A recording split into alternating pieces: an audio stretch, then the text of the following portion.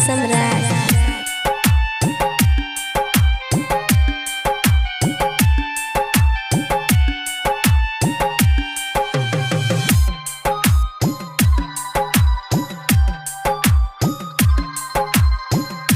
Music director Sumit संगम, जय मां Saraswati recording studio gram सिसवा। है खुदा हमारा दिलवा के पत्थर बनैत, है खुदा हमारा दिलवा के पत्थर बनैत, नाही के तोड़ पैती नाही रुलैती। तू बता दो ऐसन काहे होखेला, तू बता दो ऐसन काहे होखेला। खुदा हमरा दिलवा के पत्थर बनैत, है खुदा हमरा दिलवा के पत्थर बनैत, नाही के तोड़ पैती नाही रुलैत। तू बता दो ऐसन काहे होखेला, तू बता दो ऐसन काहे होखेला। Music by Shankar Samrat.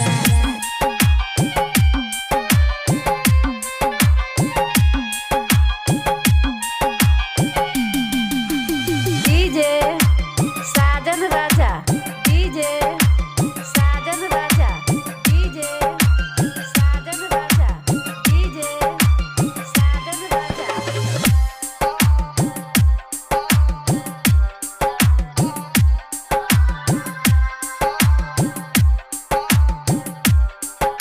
Music director Sumit Sangam.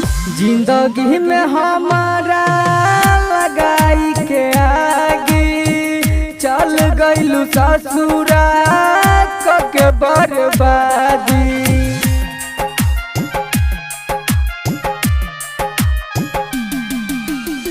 जिंदगी में हमारा लगाई के आगे चल गइलू ससुरा के बर्बादी। सुन बाबा वो करे से, सुन बाबा वो करे से भइल बा प्यार। तू बता दो ऐसन काहे होखेला, तू बता दो ऐसन काहे होखेला।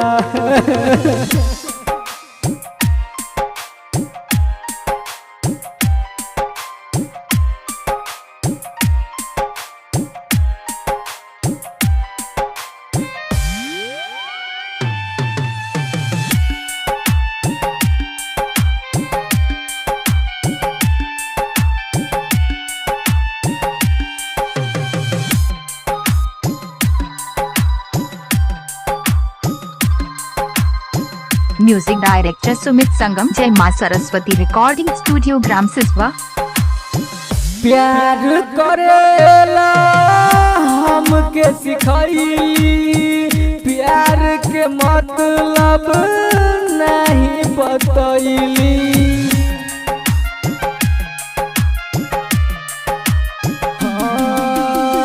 प्यार करेला हमके सिखाई, प्यार के मतलब नहीं बतैली। सुन बाबा वो करे से, सुन बाबा वो करे से भइल बा प्यार। तू बता दो ऐसन काहे होखेला, तू बता दो ऐसन काहे होखेला। खुदा हमारा दिलवा के पत्थर बनैत, है खुदा हमारा दिलवा के पत्थर बनैत, केहू नाही तोड़ पैती नाही रुलैत। तू बता दो प्यार काहे होखेला, तू बता दो प्यार काहे होखेला।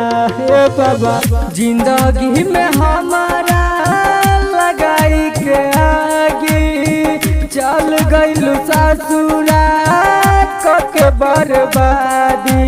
जिंदगी में हमारा लगाई के आगे। जय माँ सरस्वती रिकॉर्डिंग स्टूडियो ग्राम सिसवा।